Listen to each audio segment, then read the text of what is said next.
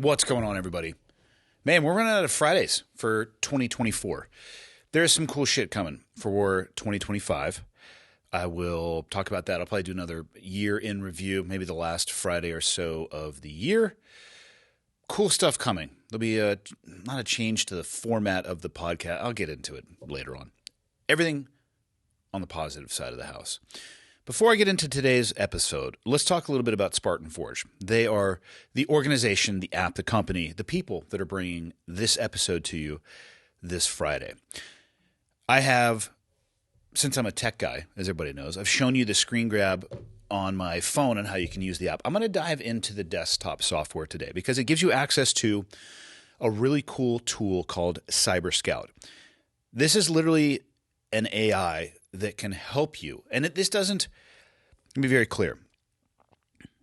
Finding a mentor in the hunting world, I think, is essentially important. That is the avenue that I would suggest for most people. Maybe that person isn't always available. Maybe you need another resource. Maybe you have a quick question. Imagine having a program or an app that you can ask the question to. It has an AI. It's going to spit you out an answer. So it's on the desktop software only, and we'll talk a little bit more about what the desktop offers. But I threw into CyberScout. It's an option here on the left, the little circle. What rifle caliber is good for elk? And holy cow, it spit out everything from energy delivery, the bullet caliber and cartridge, gave me a variety of options.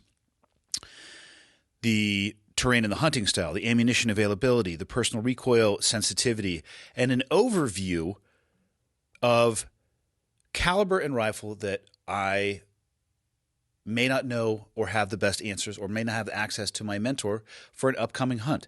In addition to that, it does all of the other things that the app does, which can live in your pocket. You have administrative tasks here where you can look at county and city. There's a trails. There's an infrastructure tab that allows you to highlight roads, buildings, land, and water, public land, everything from BLM, Bureau of Land Management, federal land, wilderness, state land, places to access, private land, agriculture. Holy cow, look at that. It changes the color in the map, slope angle, timber cuts. You can change your contours. You can change up top here what it is you're using for imagery. These are 3 satellite options. You go straight to a topo image. And then, of course, your LiDAR, which is giving you that terrain that I talked about. This is a ridiculously powerful and fantastic software. This is what happens when you take people who targeted human beings for decades and brought in all of those different organizations, equipment, smash it together, and apply it towards something in the civilian world, specifically in this case, the hunting world. This tool is spectacular. And like I've said many times, I use it more for non-hunting things than I do for hunting things. So SpartanForge.ai, in addition to all the stuff that I just highlighted, again, this little circular button here on the left, CyberScout, go to town, ask away. It can be an additional great resource for you prepping for your upcoming hunts. Now, on that note, let's answer some Q&A. Hey, for those of you getting ready to enjoy this Friday episode, I'm an idiot and I had the wrong camera button selected. So enjoy the black screen for those of you who enjoy visual podcasts. There's not really going to be one today other than the black screen. So yeah, that's my bad. Moving on. Okay, got the red smoke. Gun run, north and south, west of the smoke, west of the smoke. Okay, copy, west of the smoke. I'm looking at danger close now. Come on with it, baby, give it to me, I need it. You're cleared hot. Copy, cleared hot. All right, here we go. 3 questions for today. I generally try to keep it at 3 because if I don't run my mouth too long, we can go 20 to 30 minutes. I'm going to try to keep it light. Try to keep it positive. I constantly remind myself that I want to have a positive impact. I'm doing the best that I can. I don't always have a positive impact every day, but I'm going for overall, in the grand totality, maybe leaving things slightly better than when I came into the world. I don't know. I think you know where I'm going with this. Question 1 takes us to the OG, the Olive Garden. Here we go. Andy, I was at Olive Garden a couple nights ago for my mom's 67th birthday dinner. I had just gotten off an 8.5-hour workday of hard, laborious small farm work. When we walked in, there was an older guy sitting in the waiting area for a table who was wearing a UDT/SEAL hat, underwater demolition Team is what UDT stands for. SEAL, Sea, Air, Land, the Navy's Special Operations component. The SEALs actually started with the Scouts and Raiders long, long ago, which became the UDT, which became the SEAL teams. That's why it says UDT/SEAL. That it's a little back to the origins of where the community comes from. He didn't look the part, and he was avoiding making eye contact with me. I had pursued the pipeline twice in my life, and I still exercise often and have a very physical, demanding, and laborious job. So I pretty much still looked the part. He definitely did not. I told him, "I like your cover, shipmate." And he didn't understand what I was saying to him, so I translated into layman's terms. "I like your hat, sir. What class were you in?" He told me, "Oh, that was so long ago, I can't remember." I escalated my eye contact, and I said, "You would have screamed that class number at the top of your lungs every day over 8 months straight. That's not something you forget." He said, "Well, I was in Team 1 in Vietnam with all of those guys." He seemed very skittish at this point. My mom was now standing next to me, probably trying to make sure that I didn't get us kicked out of the OG, so shortly after we had walked in.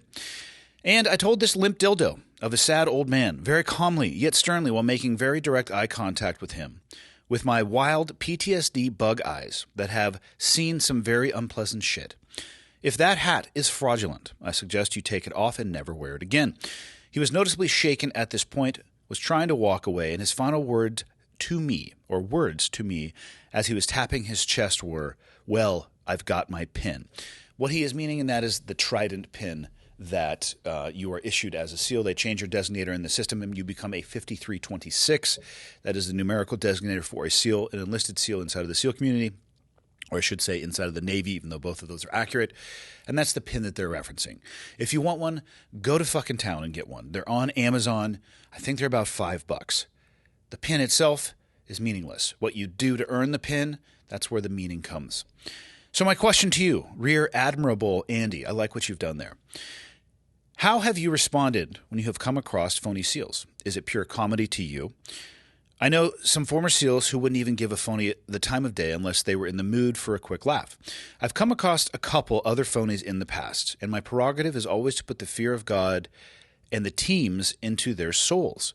And I still always end up wishing that I would have pushed them harder than I had, and that I would have at least tried to confiscate their phony memorabilia. With this particular phony, I wish I would have provided his wimpy 13-year-old wispy mustache with newly modified terrain to grow in. As a side note, my dad is also 77 years old, yet I'm only 29, and your dad is in much healthier condition than my dad is. I keep him very close as the oldest male who had ever lived on his side of the family with his older brother, who passed at 74. He is in better shape than the other men in his family were, but it's still concerning nonetheless. My dad works very hard.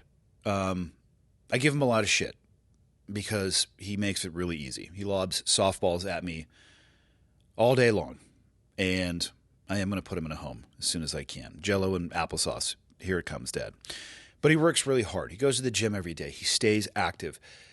But he's been that active, and I think we briefly talked about this. Actually, I know for a fact we did on the most recent episode that he and I did together. He's been active his whole life, and there was this generational shift somewhere between his parents' generation and my dad's generation where just activity, and he thinks it was from Jack LaLanne, I believe is the name. There was a change in course and trajectory where people took physical fitness and capability more seriously, and that has helped him being that active. He is creeping up on 80. He's certainly limited in some of the things that he can do. The legitimate way that I think about that is that's where my opportunity steps in as his son to help him with those things that he's struggling with doing. I can see myself in him in that aging process.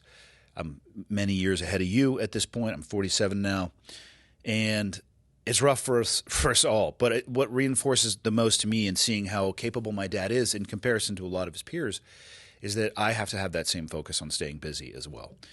So back to your email. Okay. Trying to think of the most polite way to say this. And so I'm just going to say it. And this is not meant with any level of negativity or judgment towards you. But there's something in this email that I need to address. And that is that you do not need to be the keeper for the SEAL community. And I say that because you were never a SEAL. I appreciate you wanting to protect the community, but it's not your job. It's awesome that you attended the pipeline twice, but it is in no way, shape, or form your responsibility or your job to confront people that you think are full of shit or try to confiscate any memorabilia from them in the name of the community that you were never actually a part of. I can appreciate it, but you didn't earn it either. So don't feel like you have to be the Superman flying around protecting the community. My own thoughts on issues like this, and I have encountered very few people who have actually, I don't know, what the fuck does this fall into? Stolen valor, being a liar? I don't know. It's my advice to you, the advice I give myself, my advice to anybody is be really cautious how far you push people. Because if you get people into a corner, like you're saying, and with the questions or telling somebody to take their hat off, or maybe even going farther than that and saying, as you did in the email, that you were going to confiscate it, if you push people into a corner, their behaviors can potentially get a little bit wild. And what options does that leave you at that point? Is it really worth going hands-on with somebody over a hat or a T-shirt? I have seen somebody in real life wearing a Trident pin in civilian clothes. I was with a group of people at that time. They handled that particular issue. They, as an active duty group of SEALs, did in fact leave that situation with one more Trident than they started with.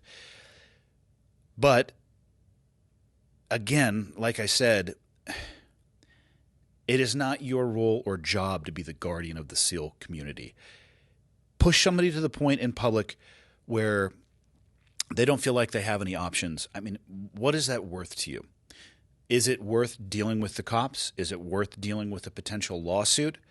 I don't think it is. A few things. I like your cover, shipmate.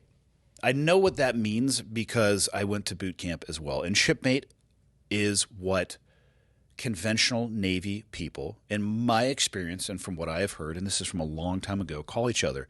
But that is not a term that we use in the SEAL community. I'd never once heard a SEAL call another SEAL shipmate. Cover, of course, people know what that is. That's a hat. There's one right across the table.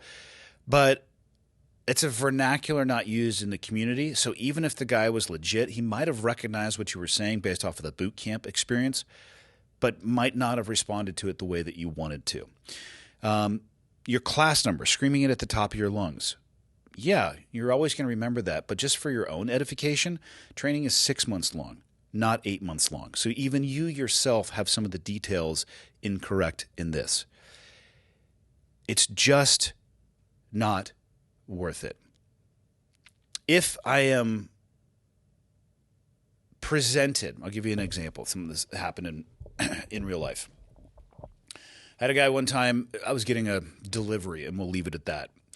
And I did not mention anything about being in the military. I don't walk around with military memorabilia on. I mean, I do wear a Black Rifle Coffee shirts, and some people associate that specifically with the veteran culture. Personal choice, that's not necessarily the way that I see it. For whatever reason, this person was very adamant about telling me about their military career, and it terminated and then telling me about their time at SEAL Team 3 in Vietnam. Now, the instant somebody says Vietnam and SEAL Team 3, I know they're full of shit because SEAL Team 3 was commissioned in the 80s. Guess what wasn't going on in the 80s? Vietnam. We were alone at the front of my house, and I didn't confront the individual as we were leaving or as we were ending our engagement. The delivery was ending. I just simply said to him, I was like, listen, man, tell people whatever stories you want to in life, but I know that you're full of shit. And here's how I know that you're full of shit. SEAL Team 3 was commissioned in the 80s. And I just said to him, how do you think that I would know that? Why would somebody, a random person, have that type of knowledge? And he said to me, well, probably because you served in that community. And I said, you're right. And you should probably be careful with the stories that you tell people. And that was it. And I walked away. He was mortified and embarrassed. I didn't call his boss, who I happen to know. And I left it at that because I am not interested in any of the things that I mentioned to you. I don't want to touch anybody. I'm not going to push anybody into a fucking corner. I don't want to deal with the cops. I don't want to deal with a potential lawsuit, even if I feel like I am in the right. Is there a time and place for everything? Probably. There is more downside for you than there is upside. Somebody out there wearing that hat at a Applebee's on Veterans Day trying to get a free meal. Yeah, it's tough to stomach, but it has absolutely no impact on your life unless you force yourself into a bad situation, and then it's going to. That person, at the end of the day, knows that they're a liar, and they get to live with that. And I don't think that would be awesome for anyone to walk around all day knowing that you are a phony. So let them enjoy rolling around in their pig pen. That would be my advice to you. I can definitely appreciate that you pursued the program. It's unfortunate that it didn't work out for you, which is statistically, it doesn't work out for most people. But my biggest advice for you is let that go. All right? There's plenty of guys who did earn their bird or their trident who can do this stuff if they want to, and I still would give them the same advice about the potential consequences, and I have given them that advice many times. But the community is going to be okay if you leave these people alone. It's just not worth it. And that's all I have on that. Question 2. I'm a man who turns 37. From childhood, I've supported my mom as she slowly became blind. I'll be facing the same fate from some point onward, although medical process may still arrive in time, or progress, I should say. Sounds like it's something degenerative, and I hope it does arrive because that sounds horrible. In high school, I competed in cycling. I have so many questions about just that sentence alone because I don't know of a high school that had a cycling team. I'm curious where you grew up. Dad decided to leave. I've cut him out of my life. In college, I focused, going abroad to attain my engineering degree while working part-time. The past 10 years, I took responsibility in my career and obtained some financial stability. Mom is a cancer survivor. I learned with time to heal from a heartbreaking relationship and a health scare with chronic dietary complications. I'm still riding my bike, and I'm learning both French and Italian after work hours. I'm 6'3", bald, and on a good day, roughly handsome. Life lacks meaning, however, without a wife and offspring to care for. And this gets into the meat and potatoes of your question. Since its inception, I have been on dating apps, where I clearly describe my view on mutually healthy relationships, but having thought long and deep about what that means and asked advice from close female friends. Likes, however, before online conversations and thereafter the chance to ask a woman on a date are exceedingly rare. If at all, I can't get more than 5 sentences in before getting ghosted, and asking someone out without with that bracket is rather difficult. When I get the chance, I tread lightly. I ask a woman playful questions about her profile in a way that tells me something about the essence of her person before asking her out, and avoid the above delicate topics. But the many suitable women in their 30s seem all but set on avoiding all of life's responsibilities outside of their jobs, nieces, and nephews. Seeing the world, this time in their life, the qualities of a suitable partner and a relationship vary differently. Yet I am sure that I'm a good man, could be a good partner to a woman, an adequate father, this despite all the rhetoric against men. Time, however, is quickly running out on my hopes of finding family joy. It noticeably affected me the past few years, and I am scared of how that may affect me more later on. What are your suggestions? Man, what an interesting phrasing and an interesting way that you bullet pointed things out. Let me say this. I have no experience whatsoever on dating apps. I don't have that many reps in general when it comes to dating. I had one girlfriend in high school. I had a couple girlfriends in between high school and meeting my ex-wife. I was with my ex-wife for over 20 years. I had no girlfriends in between meeting my ex-wife and marrying Leah. I don't have a lot of reps. Like I said, have 0 reps when it comes to online dating. But I have a fucking lot of stories, horror stories from other people. Michael being a good example. I mean, his stories, and this I think has perhaps to do with the geography of where we live, and that would be one thing I would be curious to know where you live as well. The shallower the pool, the shallower, not the people, but the fewer opportunities, I guess, that you were going to have. My biggest piece of advice, I mean, you're 37 years old. I know people who have had children in their late 30s, their early 40s, their late 40s, into their 50s. There are, I think, pros and cons to both of those. I have talked with quite a few people who have had children later in life. The pro being they have so much more life experience, and they feel, and this is, I'm paraphrasing a lot of people's words and smashing them together in one response. What they often say is they feel so much more equipped to be a parent because of their life experience, and they're in such a better place. And I've heard this from people who had children young and then later in life. They feel like they're in a better place because they have more life experience. Now, the con to that is they're very aware that as their children get older, their physical ability to do things with their kids or even be there for them at all may be limited. So that is not lost on them. So again, pros and cons, a pro to being younger when you have children. My ex-wife and I, we started having all of our children were born. Let me see here. Julia's 60. Yeah, Julia was born when I was 31. So mid to late 20s, very early in the 30s. My oldest is 21, 19, and 16. Literally leaving today to go on vacation with two of them for a week. And I am able to do anything I want to physically with them.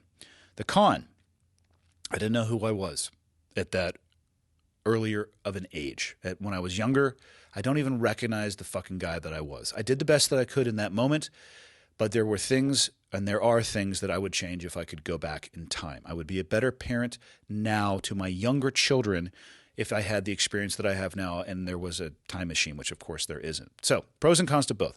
I think the whole point of that is the only person imposing this timeline on yourself is you. And remember that. So you can put the rope down, right? You don't have to play tug of war with yourself. You can take a breath and put the rope down and realize it's going to be okay. My next piece of advice to you is get off of dating apps. And again, I don't know where you live. And so I'm going to assume you live in a place that has a healthy population, call it 50,000 people and up. It doesn't seem like you're having a lot of success on these dating apps. And I feel like the communication is probably difficult if it's anything like texting or messaging back and forth. I mean, somebody being on a dating app, they're certainly looking for an interaction or engagement of some kind. Maybe they're there to date. Maybe they just want to fuck your brains out and move on. I don't know. But they are at least looking for an interaction of some kind, but it seems like you are struggling with that level of communication or the type of communication or just connecting with people on that medium. Get off of it. And I'm not saying be a creeper in every woman that you meet in your daily life, approach, but talk to the people where you live. I would just give yourself at least a few months, a month at a minimum, a few months of getting off of the dating app and do your best in the real world. I think that you'd have a more authentic conversation or engagement in the conversation. You're able to read people better, looking at them in their eyes and watching their body language when you are communicating with them. You're able to get a better assessment in real life, if you think you might be compatible, if you're physically attractive, they're able to do the same as well, right? So that knife obviously cuts both ways. It sounds like you got your shit squared away. 6'3" and bald is, that could be a rough one. I don't think that's Shaquille O'Neal tall, but that's like John Dudley tall, which is tall as shit. But not like it's an insurmountable obstacle. I would just take it into the world of the real. And also don't rush. I know you feel like you have the guillotine slowly dropping down because of your age, but don't rush. If you could take that guillotine away or put a block in place so you don't feel like it's coming down anymore, I think it would take some pressure off you. And those in-person interactions I think would go a lot better. People aren't going to feel pressure. And if that doesn't work, At that point in time, I'd say go back onto the dating app, but don't give up on the in-person. Don't give up on yourself. It sounds like you have a lot to offer. There's somebody out there for everybody. You just need to find the person who is looking for what you have to offer. And I feel like the dating app, although it might be more convenient, I think it's a shallower experience. And I say this with zero experience on it. I feel like it is a shallower experience than in-person interaction. So at least consider that and give it a try. Question 3. All right, longtime listener to the podcast. I'm grateful for your service to our country. And also because I think the podcast helps guys like me become stronger, better, and more compassionate, more caring, and more self-aware. This has made me far from perfect, but a much better husband, a father and a friend, and a community member. You have set an example along the lines of The Big Lebowski that strong men can also cry. Fuck, that movie is so good. On that subject, I've spent much of my life focused on making myself a resilient human being, capable of dealing with whatever comes my way. I found CrossFit in 2008 and was competitive in my own way. I have been doing John Welborn's Hammer Strength program since I heard him on your podcast. I highly recommend people check that program out. Not only is John awesome, but his program is awesome. It's a much better and safer and more effective training program, by the way. I should have probably read that sentence first, and then I could have just agreed with you. In any case, my fitness for the last 12 years has been oriented towards enabling me to do bow hunts in Montana and Idaho. Take a lot of pride in being able to get up and down mountains and deal with the elements. And because I listen to all the right podcasts, I am a jiu-jitsu beginner. So the point I feel I have built up massive physical strength and endurance and ability to tolerate difficulty. Not so much on the emotional side, and I wonder how you think about the correlation of the two and any advice. I'm currently visiting an elderly parent, and seeing the physical decline is almost more than I can bear. This, goes right back to the first question and talking about parents and seeing yourself in them. It is a rough one, and people should prepare themselves for that. If you're younger in life and your parents are younger, you may not think about it. It accelerates in a nonlinear fashion as they get older. Prepare yourself. There's kind of not much to do about it, except sit with him and accept the pain of a decline that he's clearly distressed about and which distresses me in ways that I can't describe it. It is just very painful, and I am recognizing how little emotional bandwidth I have and intolerance to sit with this pain. In large part because of you, I've been seeing a therapist for the last 8 weeks or so, and it's been very helpful to try to understand how little I have allowed my feelings to surface. I have been very effective at generally keeping them down and not sitting with them. I would say that is the average default emotional state for men, to include myself. I also still struggle deeply sometimes with dealing with my emotions. It's like, I have a better idea. Let's put them in a barrel, jump on top of that barrel, stuff more than can fit in there, somehow get a lid on it, bury it fucking 8 feet deep and try to forget about it. Which isn't how it works, by the way, but that's a technique I've tried. I'm a solutions-oriented person, and I want to fix problems, but some of them cannot be fixed, and some of this pain needs to be confronted more directly. I think. What do you think? And do you have any thoughts about developing the emotional resilience to sit in difficult emotional situations where not much can be done? Man, that's a fucking deep question. Here's what I'll say. Life is not supposed to be painless, physically and emotionally. There seems to be a goal from some, not from all, to arrive at a place of nirvana, I guess, where things are all physically amazing and emotionally, you're just on cloud 9. And I don't think that's possible, and I don't think that that's supposed to be the human experience. Just talking about CrossFit and John's workouts, they're really physically painful. And there is an immense opportunity to grow there physically and emotionally, at least in my experience. Physically, from the perspective that most people don't like pushing themselves to that level of being uncomfortable. The fact you've been doing it as long as you have shows that you have taught yourself that that is possible. And to use emotional bandwidth, which I would say for you, you're not limited on your emotional bandwidth. It's just something that you haven't been focusing on for the 12 years that you have been on your physical fitness. So think about your first day in physical fitness and where you are 12 years now on the program that you've been on, and where you think you could be if maybe you put a little bit more focused effort on the things that you have described and where you might be in 12 years, right? That's how things happen. That is how actual growth happens for most people. People want to be on this hockey stick trajectory. I want to put in one day of work and be an expert. And it doesn't work like that. There are outlier, black swan events of people that can have overnight success. But for most of us, It is a daily grind where you're working on something, and in the day or in the moment, you may not even notice an appreciable difference between where you are and where you want to be. It's stacked and layered over time, and that's why I'll go back to, you started CrossFit again in 2008, 12 years of that type of physical training. You probably don't even recognize the person you were in 2008. You're 8 weeks into doing a little bit more work on yourself from the neck up muscles as opposed to the neck down. And I think it's awesome that you went down that path. There is a connection in my mind between physical discomfort and learning from an emotional perspective to be comfortable sitting in that physical discomfort. You can connect the two. And I would point you towards people like Bill Anthus. I've had him on the podcast a couple times. He has a very intelligent and direct approach at connecting the two. So go back. I had him and his wife were on last, but I've had Bill on solo. I'm pretty sure I've had Bill on solo. Yes, I have for sure.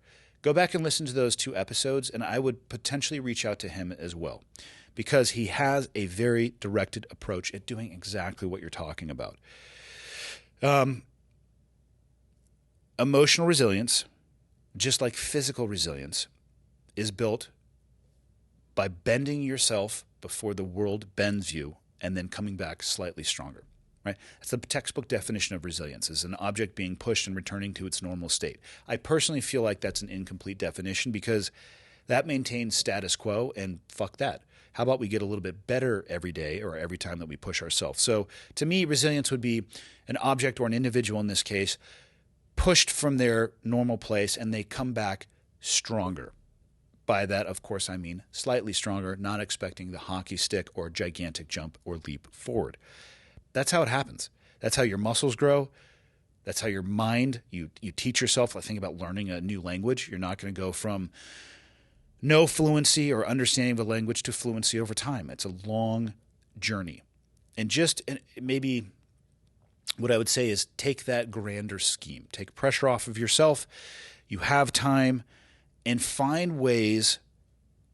This last sentence, I think, says it all for you. What do you think? And do you have any thoughts about developing the emotional resilience to sit in difficult emotional situations where not that much can be done? First, it starts with recognizing those things.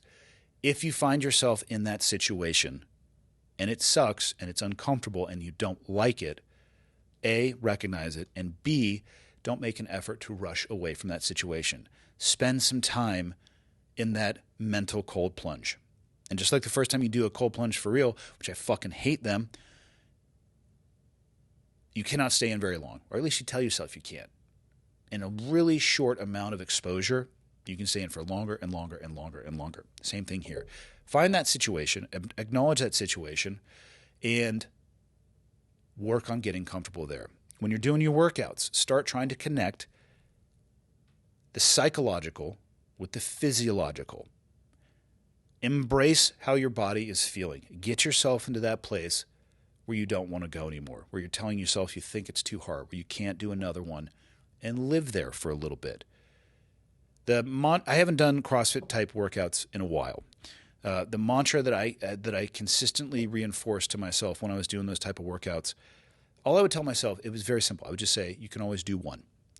You can always do one. And I would try to live there. And even with moments, and people who have done these workouts know how horrendous they can be, telling yourself that you can always do one as opposed to telling yourself I need to take a little bit of a break is the difference between finding that difficult emotional situation and living in there for a little bit and avoiding it. One builds your resilience and capacity. In my opinion, the other one does not. So that's the best advice that I can give you, and that is all that I have for this Friday. See you guys Monday.